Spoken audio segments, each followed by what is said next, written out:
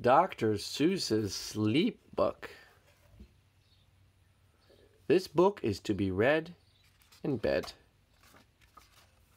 The news just came in from the country of Kek that a very small bog by the name of Van Vleck is yawning so wide you could look down his neck. This may not seem very important, I know, but it is, so I'm bothering telling you so. A yawn is quite catching, you see, like a cough. It just takes one yawn to start other yawns off. Now the news has come in that some friends of Van Vleck's are yawning so wide you can look down their necks. At this moment right now, under 7 more noses, great yawns are in blossom. They're blooming like roses. The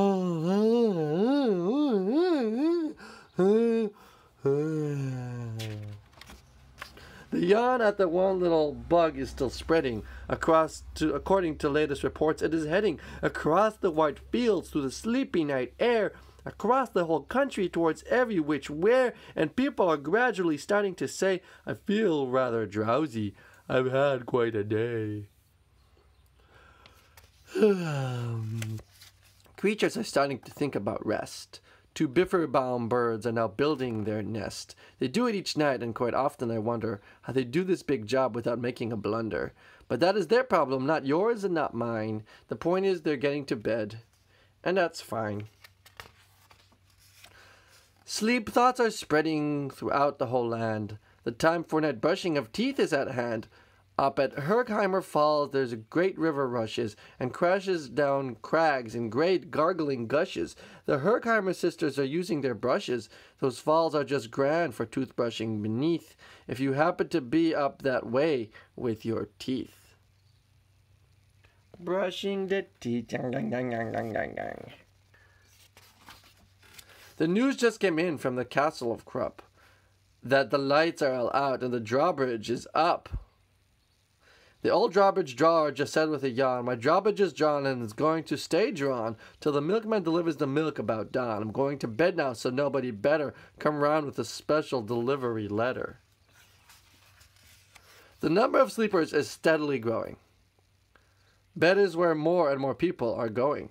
In Culpeper Springs, in the Stiltwalkers' Hall, the Stiltwalker stilts are all stacked on the wall. The Stiltwalker walkers have called it all day. A day. They're all tuckered out and they're snoozing away. This is very big news. This is important to know, and that is why I'm bothering telling you so. Way out in the west, in the town of Merced, the Hinklehorn Honking Club just went to bed. Every horn has been quietly hung on a hook for the night in its own private Hinklehorn nook. George's, Henry's, Freddy's. All this long, happy day they've been honking about, and the Hinklehorn honkers have honked themselves out. But they'll wake up quite fresh in the morning, and then they'll start writing Hinklehorn honking again. Everywhere creatures are falling asleep. The collapsible frink just collapsed in a heap. And by adding the frink to the others before, I'm able to give you the Who's Asleep score. Right now, 40,404 creatures are happily, deeply in slumber. I think you'll agree that's a whopping fine number. Counting up sleepers, just how do we do it? Really quite simple. There's nothing much to it. We'll find out how many, we'll learn the amount by an audio-teleo-talio count. On a mountain halfway between Reno and Rome, we have a machine in a plexiglass dome, which listens and looks in everyone's home, and whenever it sees a new sleepers go flap, it jiggles and lets a new biggle ball drop. Boop! Our chap counts these balls as they plop in a cup, and that's how we know who is down and who's up. 40,404. Do you talk in your sleep? It's a wonderful sport. And I have some news of this sport to report. The world champion sleep talkers Joe and Mo Redzoff have just gone to sleep and they're talking their heads off. For 55 years now, each chattering brother has babbled and gabbled all night to each other. They've talked about laws and they've talked about gauze. They've talked about paws and they've talked about flaws. They've talked quite a lot about old Santa Claus. And the reason I'm telling you this is because you should take up the sport. It's just fine for the jaws. Do you walk in your sleep? I just had a report of some interesting news of this popular sport. Near Finnegan's Fen, there's a sleepwalking group, which not only walks, but it walks a la hoop. Every night they go miles. Why they walk to such length? They have to keep eating to keep up their strength. So every so often one puts down his hoops, stops hooping, and does some quick snooping for soup. That's why they are known as the Hoop Soup Snoop Group. Sleepwalkers, too, are the curious crandalls, who sleepwalk on hills with assorted-sized candles. The crandalls walk nightly in slumbering peace, in spite of slight burns from the hot dripping grease. The crandalls wear candles because they walk far, and if they wake up, want to see where they are.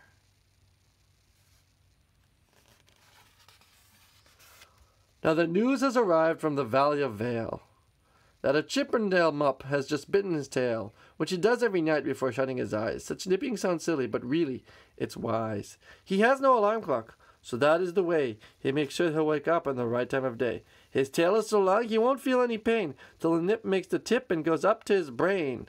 In exactly 8 hours, the Chippendale mup will at last feel the bite and yell, "Ouch!" and wake up.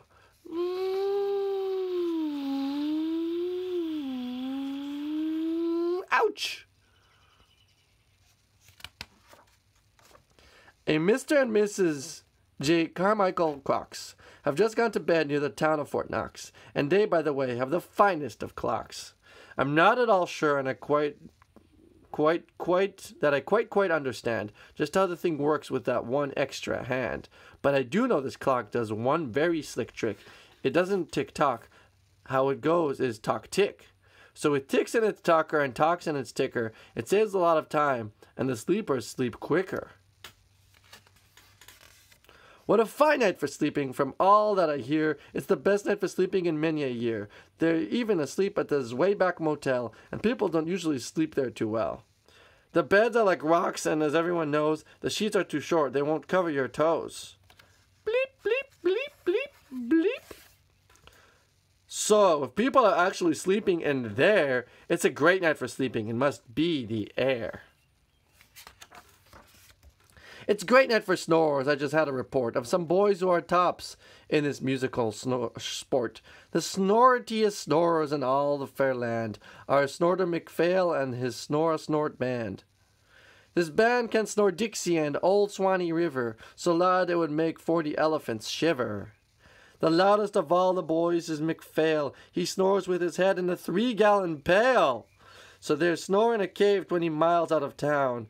If they snored any closer, they would snore the town down. Do you know who's asleep out in Funa Laguna? Two very nice Funa Laguna baboona. We've added them into our Who's Asleep count, which has grown to a really amazing amount. Exactly 8,808 creatures are sleeping now. Isn't that great? A Jed in his bed, and the bed of a Jed is the softest of beds in the world, it is said. He makes it from pom-poms he grows up on his head, and he's sleeping right now on the softest of fluff, completely exhausted from growing the stuff. The news has come in from the district of Duft that 2 oft are asleep, and they're sleeping aloft. And how are they able to sleep off the ground? I tell you, I weighed one last week and I found that an oft is so light he weighs minus 1 pound.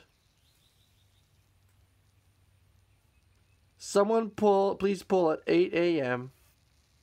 This one too, please. Bleeps, blops. And that's how they float.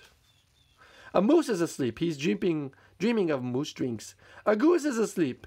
He is dreaming of goose drinks. Moose juice, goose juice. That's well and good when a moose dreams of moose juice, and nothing goes wrong when a goose dreams of goose juice. But it isn't too good when a moose and a goose start dreaming they're drinking the other one's juice. Moose juice, not goose juice, is juice for a moose, and goose juice, not moose juice, is juice for a goose. So when goose gets a mouthful of juice of a moose's, and the moose gets a mouthful of juices of gooses, they always fall out of their bed screaming screams. So I'm warning you now, never drink in your dreams. Speaking of dreaming, I think you should note that the Bumbletub Club is now dreaming afloat. Every night they go dreaming down Bumbletub Creek, except for one night every 3rd or 4th week when they stop for repairs because their Bumbletubs leak. but tonight they're afloat, full of dreams, full of bliss, and that's why I'm bothering telling you this. At the fork of the road in the Vale of Vavode, 5 foot-weary salesmen have laid down their load. All day they've raced around in the heat at top speeds, unsuccessfully trying to sell zizzer-zoof seeds, which nobody wants because nobody needs. Tomorrow will come. They'll go back to their chore. They'll start on the road, zizzer-zoofing once more. But tonight they've forgotten their feet are so sore, and that's what the wonderful nighttime is for. Floofy, fluffy, floofy, floofs. Everywhere creatures have shut off their voices. They've all gone to bed in the beds of their choices. They're sleeping in bushes, they're sleeping in crannies, some on their stomachs and some on their fannies. They're peacefully sleeping in comfortable holes, some even on soft-tufted barber shop poles. The number of sleepers is now past the millions. The number of sleepers is now in the billions. They're sleeping on steps and on strings and on floors, in mailboxes, ships, and on keyholes of doors. Every worm on a fishhook is safe for the night. Every fish in the sea is too sleepy to bite. Every whale in the ocean has turned off his spout. Every light between here and Farfoodle is out. And now adding this up, we're way beyond billions. Our Who's Asleep score is now up in the zillions.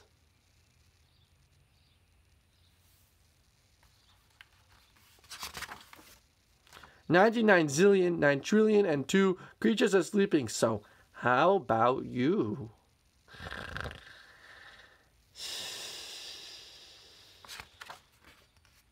When you put on your light, then the number will be 99 zillion, 9 trillion, and 3. Good night.